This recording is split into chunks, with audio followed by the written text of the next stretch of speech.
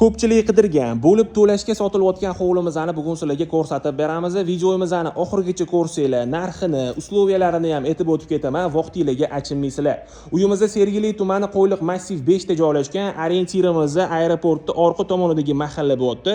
2,5 sotiq 5 ta xonadan iborat. Hozir men sizlarga kiraverishimizdan boshlab uyimizni planirovkasini ko'rsatib o'taman. Bu yerda kiraverish darvozaxonamizda joylashgan, bitta katta mashina yoki ikkita kichkina mashina bemalol sig'adi. Darvozaxonamizdagi shunaqa elektrokar uchun zaryadniklarigacha o'rnatilgan, bularning hammasi qoladi. Uyimizga kirishimiz bilan o'ng tomonimizda hovlimiz uchun sanujo'limiz joylashgan. Hovlimizning o'rtasida bo'lsa, shunaqa chiroyli qilib zeleniy zona qilingan, archalar ekilgan, mevali daraxtlarni ham ko'rishingiz mumkin. Binoyimiz bo'lsa pishgan g'ishtdan ko'tarilgan, uyimizning fasadi va devorlariga traversin ishlatilgan.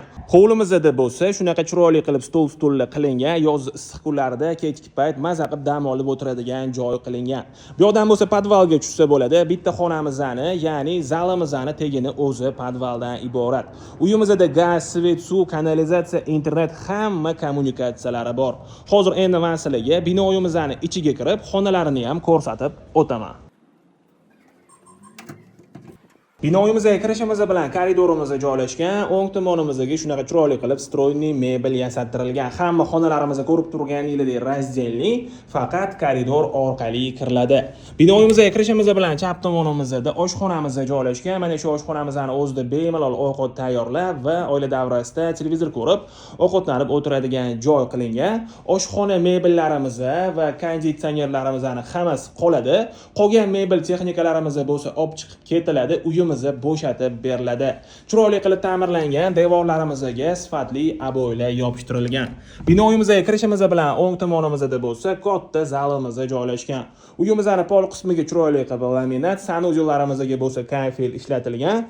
Binoyimizni isitish uchun to'liq iliq pol va radiatorlargacha o'rnatilgan. Hamma xonalarimizda ko'zni charchatmaydigan yorqin ranglar ishlatilgan.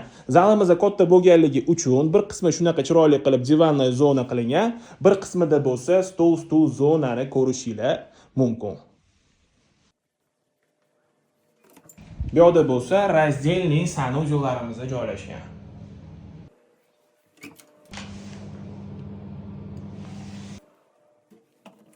Bu yerda bo'lsa детская spalnyamiz joylashgan. Uyimizni ko'rib turganingizdek, yashash uchun tayyor.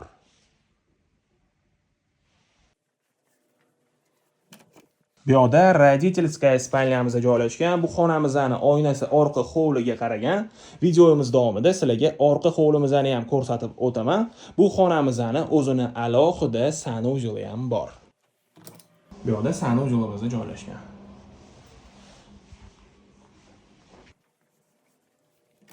Bu yerda ham spalnyamiz joylashgan. Bu xonamizning ham oynasi orqa hovliga qaragan. Orqa hovlimizga bo'lsa, koridorimizning eng oxiridan chiqiladi. Ataylab orqa hovli qilingan, havo aylanib turishi va xonalarga yorug'lik kirishi uchun qilingan, sushka qilib foydalansanglar bo'ladi. Juda ham fayzli xonadon. Bu uyimizning joy egalari $190 ming deyishyapti. Yana kelishadigan joyi bor ekan.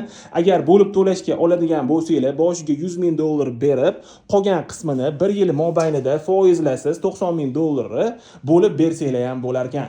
Hozir endi men sizlarga ko'chaga chiqib mahallamizni ham ko'rsatib o'taman. Mahallamizni ko'rib turganingizdek juda ham fayzli va juda ham tinch mahalla. Atrofda maktab, bog'cha hamma sharoitlari bor. Katta yo'lga, katta supermarketlarga, metroga va masjidga ham yaqin joyda joylashgan. 5 mahalla azon ovozi shundoq eshitilib turadi.